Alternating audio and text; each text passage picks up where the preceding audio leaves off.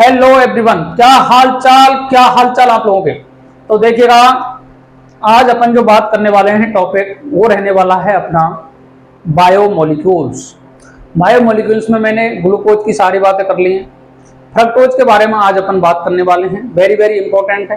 Fructose के बारे में अपन डाइसेकेराइड की बात करेंगे और उसके बाद में बात करेंगे पॉलीसेकेराइड की। तो ये टॉपिक आज रहने वाला है। तो याद रखें, यहाँ से एक ना एक क्वेश्चन पूछा जाता है, यूनिट्स का पूछा जाता है। तो किस तरीके से अपन को याद रखना है समझेंगे जी।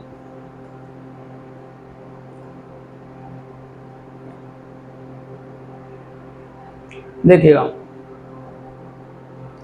करें स्टार्ट कहानी को। बोलो जी।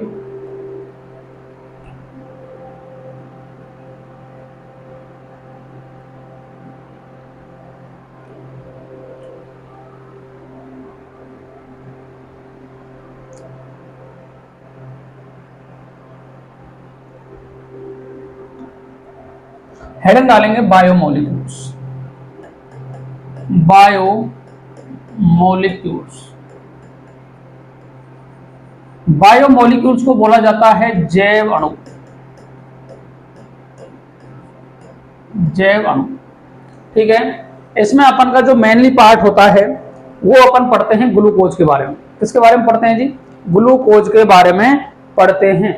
अब ग्लूकोज के बारे में पढ़ते हैं तो ग्लूकोज होता क्या है? तो ग्लूकोज का मॉलिक्यूलर फॉर्मूले की बात कर ली थी अपन ने, C6H12O6 होता है। ये एक एल्डोज शुगर है। क्या है जी? एल्डोज शुगर है। इसके फर्स्ट कार्बन पर H और OH का अंतर देखा जाता है, तो इसलिए इसका नाम अल्फा या बीटा की फॉर्म में अपन इसको डिनोट करते हैं।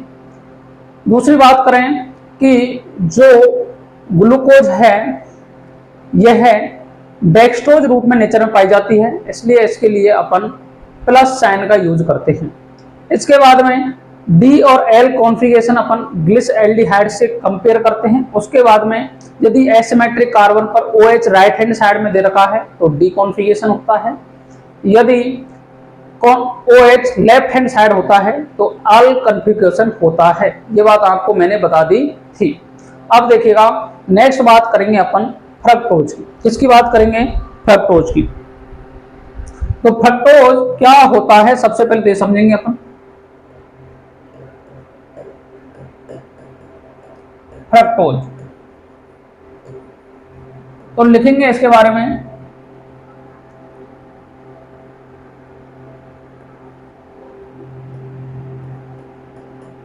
It is a ketohexose sugar. It is a ketohexose sugar. Second point लेंगे, its pure form is used as sweetener. किसमें यूज होती है? स्वीटनर के रूप में।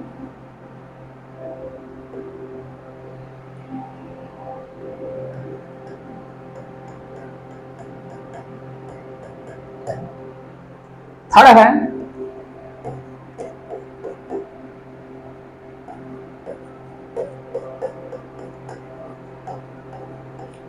It's molecular formula is C6H12O6।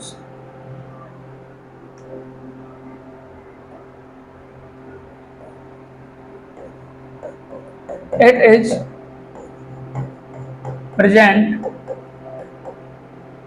is present levorotatory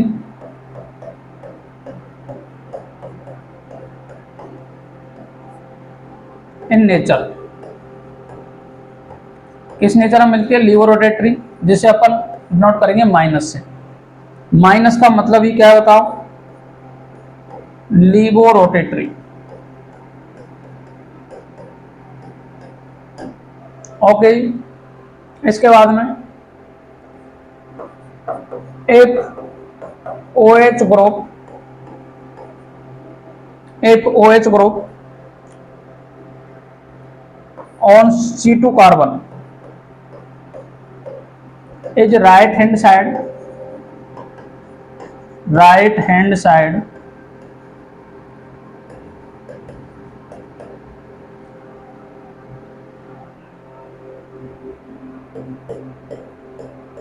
known as D configuration. D small बोलूं या capital D बोलूं, एक ही बात है, एक से ही डिनोट करेंगे इसको, तो कैपिटल डी बोल लेता हूं।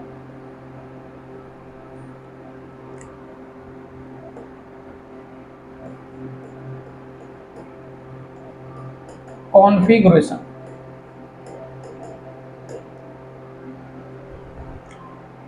And OH group is left hand side, left hand side. कौन सा कॉन्फ़िगरेशन बोलेंगे उसको? Known as L configuration, L configuration. आगे बात समझ में, किसके नाम से जानेंगे? एल कॉन्फ़िगरेशन के नाम से जानेंगे। इसके बारे में बात करेंगे अपन next.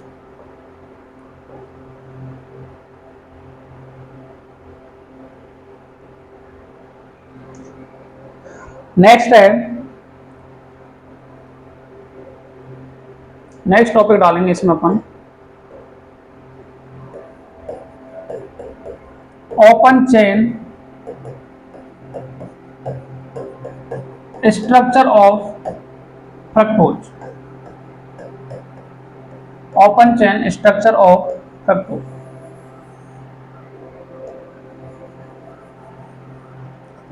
Open chain structure of fructose में अपन बात करेंगे कि इसमें एक तो कीटोनिक ग्रुप मिलता है। कौन सा ग्रुप मिलता है? Ketonic group at C2 carbon. किस पे मिलता है? C2 carbon. बाकी OH ग्रुप मिलते हैं। क्या मिलते हैं? OH group. और कार्बन पे क्या मिलेंगे? OH ग्रुप मिलेंगे। C1 से लेकर के C1, C3, C4, C5 और C6 कार्बन पे। ये बात याद रखनी है, पेपर में पूछा जा सकता है काफी बार कि जो कीटोनिक ग्रुप है वो कहाँ प्रेजेंट होता है।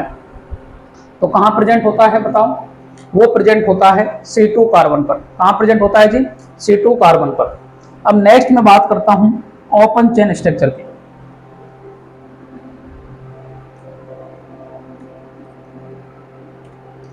समझिएगा, CH2OH,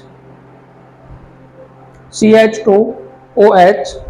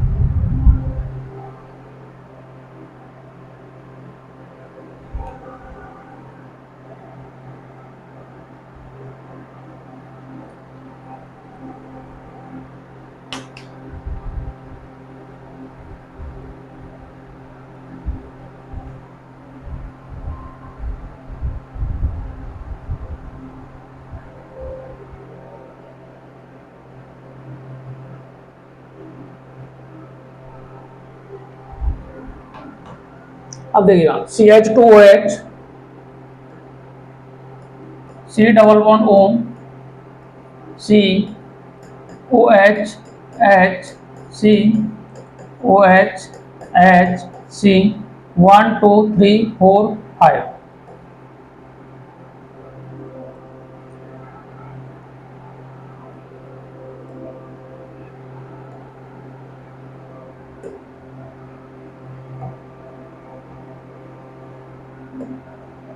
C OH H CH2OH।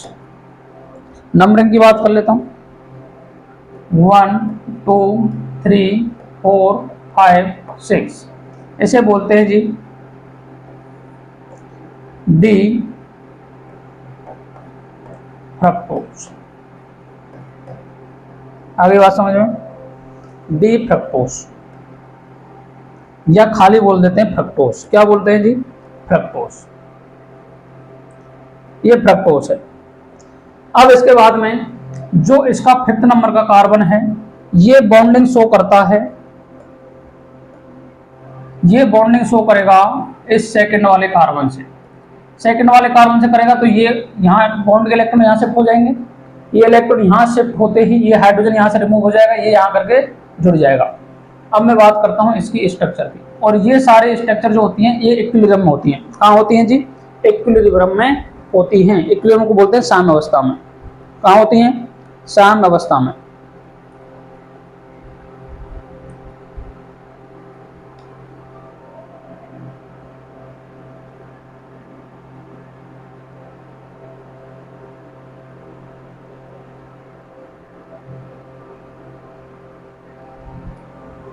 कहाँ होती हैं?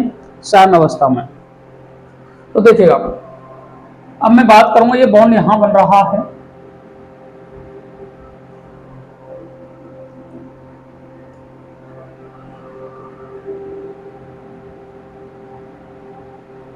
सी O H CH2OH, COH H, COH H, C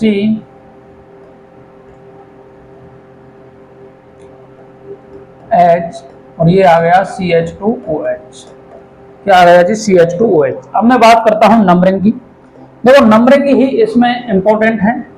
तो 1 2 3 4 5 और 6, ये 6 कार्बन हो गए। यदि OH group left hand side है तो इसे बोलते हैं बीटा। क्या बोलते हैं जी? बीटा। तो देखो, इसका नाम हो गया बीटा डी। बीटा डी, ये नेगेटिव साइन किसको शो कर रहा है? लीवो रोटेटरी को। किसको शो कर रहा है? Levorotatory. Beta D fructose. आ गई बात समझ में? बोलो जी। इसका नाम क्या हो गया? Beta D fructose.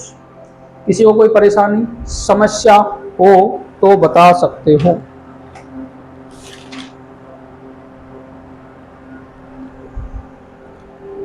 ठीक है।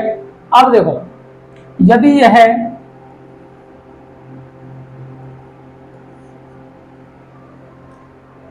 COH CH2OH CHOH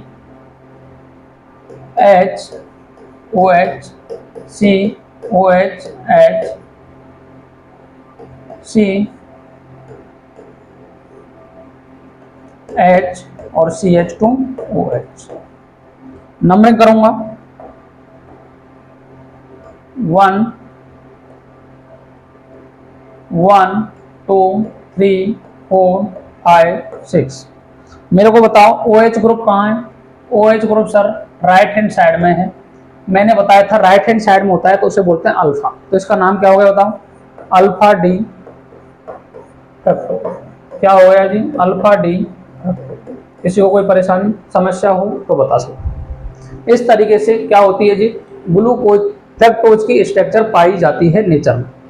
फ्रक्टोज की जो यह स्ट्रक्चर है ये काफी प्रॉपर्टीज को डिनोट नहीं कर पाती। इस चक्कर में नई प्रॉपर्टीज को अगर बतानी है तो अपने को स्ट्रक्चर की जरूरत पड़ती है साइक्लिक स्ट्रक्चर की। किसकी पड़ती है? साइक्लिक स्ट्रक्चर की। और साइक्लिक स्ट्रक्चर में अपन जो फ्रक्टोज की बात करते हैं, फ्रक्टोज की बात करते हैं, उसकी जो स्ट्रक्चर है उसको अपन कंपेयर करते हैं फ्यूरेन रिंग से। किससे कंपेयर करते हैं जी? फ्यूरेन रिंग से कंपेयर करा जाता है। उसमें क्या होता है फ्यूरेन रिंग में? तो देखो समझिएगा, फ्यूरेन रिंग होती है इस तरीके से।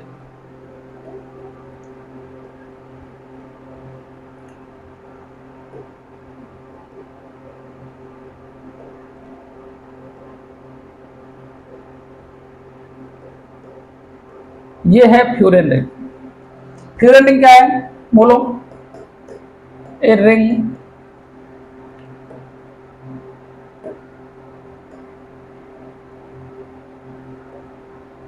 ए रिंग कंटेन 4 कार्बन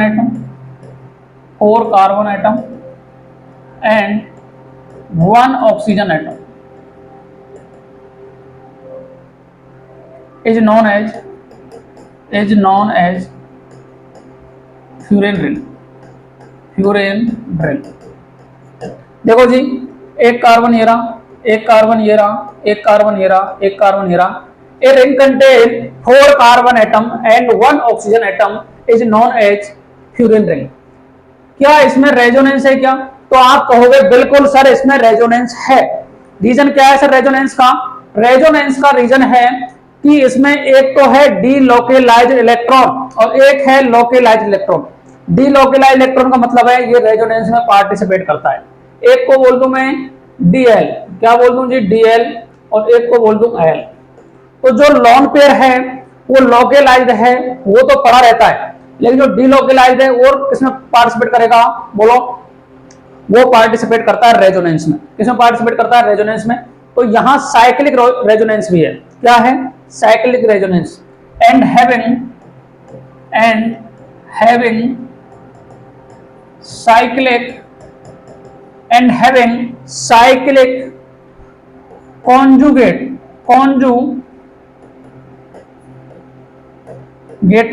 रेजोनेंस। क्या है जी? कॉन्जुगेटेड रेजोनेंस रखती है। ठीक है, इसके बाद में कि आगे बात समझ में, ये फ्यूरेन रिंग होती है, इससे रिसेंबल करते हैं अपन इसको फ्रक्टोज की स्ट्रक्चर को, तो समझिएगा। अब अपन बताते हैं स्ट्रक्चर की बात करते हैं। तो देखो ये फ्यूरेन रिंग हो गई, बोलो। अब इसकी स्ट्रक्चर को मैं रिसेंबल कर रहा हूं फ्रक्टोज की स्ट्रक्चर के साथ में, तो समझिएगा कहानी किस तरीके से। ठीक है जी, ये बॉन्ड टूटेंगे, बॉन्ड टूटने के साथ में ही यहाँ H और OH लग जाएंगे। तो ये मैं यहाँ ये कार्बन की वैलेंसी फ्री कर देता हूँ। लो जी, कोई परेशानी किसी को? बोलो नहीं होनी चाहिए, होनी नहीं चाहिए।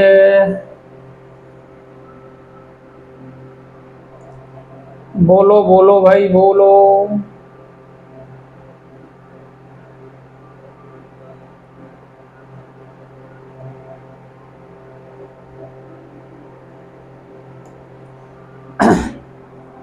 अब समझिएगा, यहां लगाते हैं अपन, एक बार लगा दिया मैंने CH2OH, ये OH, ये OH, ये H, ये H, ये OH, ये CH2OH और ये H।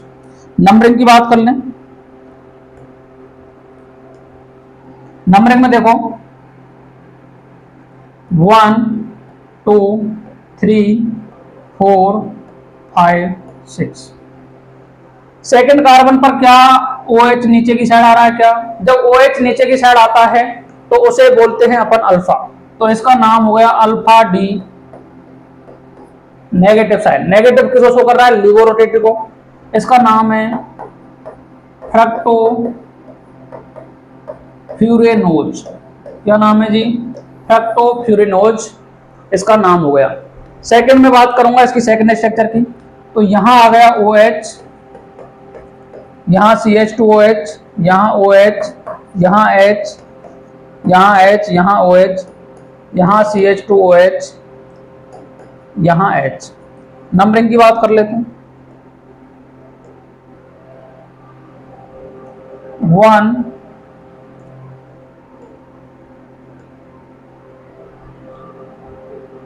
1 2 3 4 5 6। क्या यहाँ OH ऊपर की साइड है क्या? OH ऊपर की साइड है, तो इसका नाम हो गया beta D fructo beta D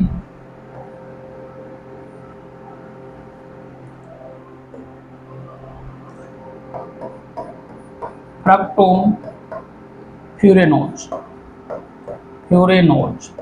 इस तरीके से साइक्लिक स्ट्रक्चर इनकी हो गई। आगे बात समझ में? यहां तक किसी को कोई समस्या परेशानी हो तो बताओ। इस तरीके से अपन बात करते हैं फ्रक्टोज की। किसकी बात करते हैं? फ्रक्टोज की बात करते हैं। तो यहां आपका खत्म हो जाता है फ्रक्टोज। एक बार देख लें कंप्लीट वीडियो को और फ्रक्टोज की कहानी को आसानी पूर्वक समझ लें। बोलो जी बोलो। तो आज के लिए रखते हैं यहीं तक। Thank you very much. Radhe Radhe, जय श्री कृष्ण, जय श्री श्याम।